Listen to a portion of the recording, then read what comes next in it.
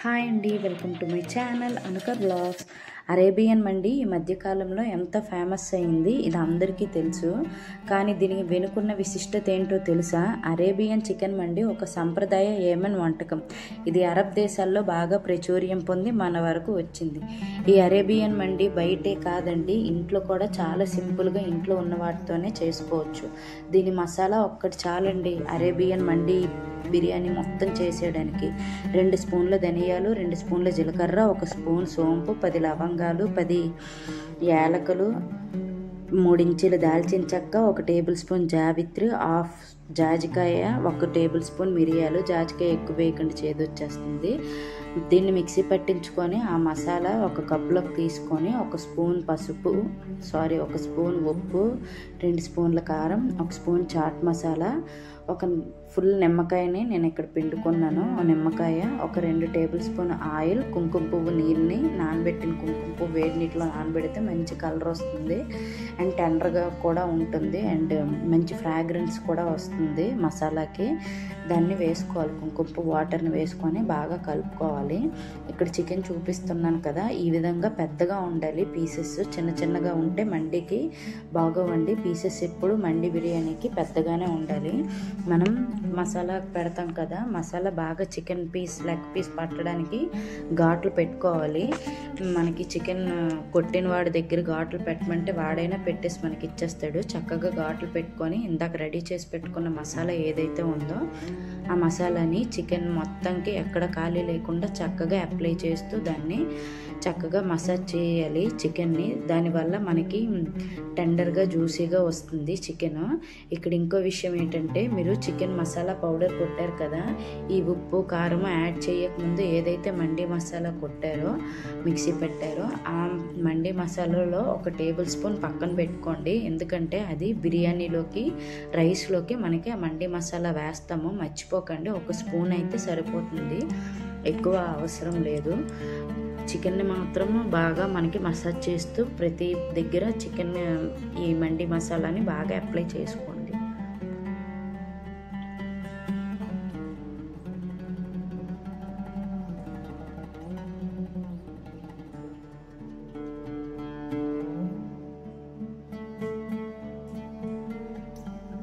చూసారు కదండి, ఇక్కడ చికెన్ మండి మసాలాని మొత్తం చికెన్కి బాగా అప్లై చేసుకున్నాను. దీన్ని ఒక 2 గంటలు మ్యారినేట్ చేసుకోవాలి. ఫ్రిడ్జ్లో పెట్టుకోండి. ఈ చికెన్ మొత్తాన్ని ఫ్రిడ్జ్లో పెట్టి దాని మీద మూత పెట్టుకోండి. మసాలా బాగా చికెన్కి పడుతుంది. ఈ చికెన్ మాట మనకి 2 గంటలు పక్కాగా మ్యారినేట్ అవ్వాలి. అంతకంటే ఎక్కువైనా ప్రాబ్లం లేదు. నేను రైస్ని ఇక్కడ ముందుగానే నానబెట్టుకున్నాను. ఒక కళాయి తీసుకున్నాను. ఇందులో 1 లీటర్ వరకు వాటర్ని వేసుకున్నాను. వాటర్ వేసుకొని పైన స్టీమ్ కోసం ఒక జల్లె టైప్ ఇలా పెట్టుకున్నాను. దీని మీద చికెన్ పీసెస్ని పెట్టి మూత పెట్టి 15 నిమిషాలు లో ఫ్లేమ్లో ఒక సైడు, ఇంకొక సైడు 15 నిమిషాల్లో లో ఫ్లేమ్లో పెట్టుకున్నాను. తర్వాత కొంచెం మీడియం ఫ్లేమ్లో పెట్టి 2 నిమిషాలు 10 నిమిషాలు నేను మీడియం ఫ్లేమ్లో పెట్టి స్టీమ్ పెట్టుకున్నాను. నాకు టోటల్గా స్టీమ్ 30 మినిట్స్లో కంప్లీట్ అయ్యిందండి. ఇక్కడ మనం కింద వాటర్ వేసి స్టీమ్ పెట్టాం కదా, ఆ వాటర్ని పడేయకండి. ఆ వాటరే మనం బిర్యానీలో యూజ్ చేస్తాము.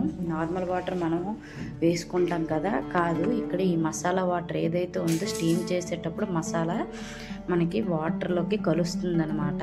ఆ మసాలా వాటరే మనం బిర్యానీలోకి యూజ్ చేస్తాము.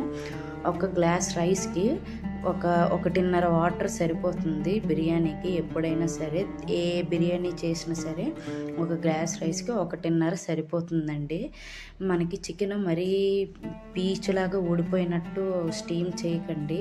మనం నార్మల్గా ఒక గరిటతో ఇలా కొడితే మనకి చికెన్ నుంచి ముక్క సపరేట్ అయ్యేటట్టు స్టీమ్ చేసుకుంటే సరిపోతుంది. మరి మెత్తగా చేయడం వల్ల చికెన్ ఫ్రై చేసేటప్పుడు బాగోదు.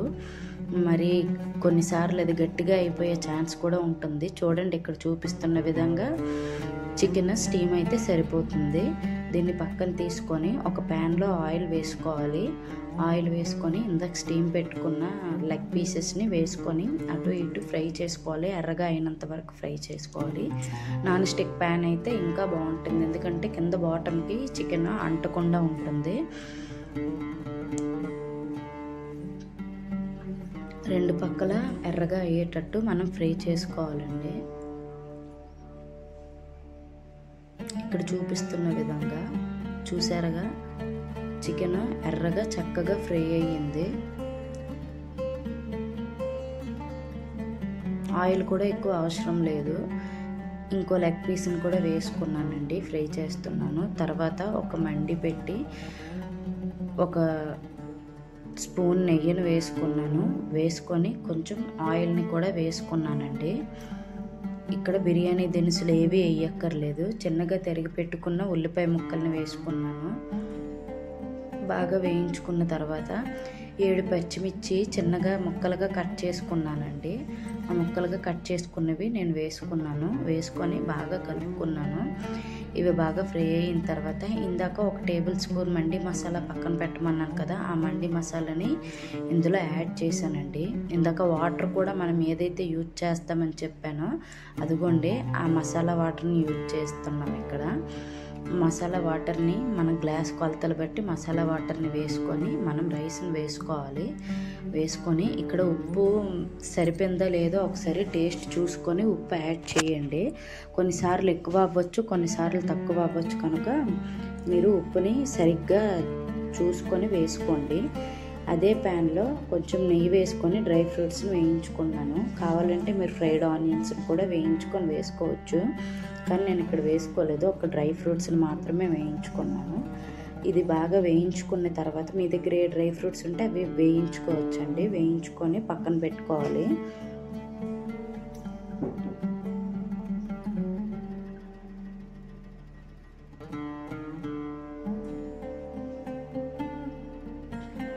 చూసారా అండి, ఇప్పుడు మూత తీస్తే బిర్యానీ చక్కగా రెడీ అయిపోయింది. ఇక్కడ మీకు ఒక టిప్ చెప్తాను.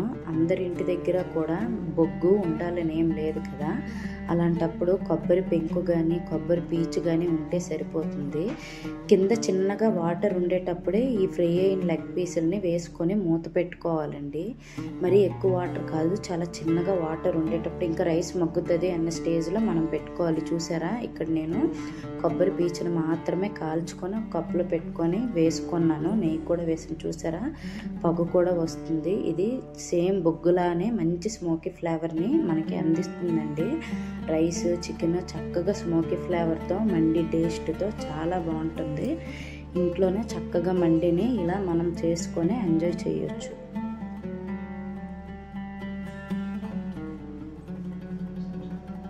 వీడియో నచ్చితే సబ్స్క్రైబ్ చేసుకోవడం మాత్రం మర్చిపోకండి. Please do like, share and subscribe.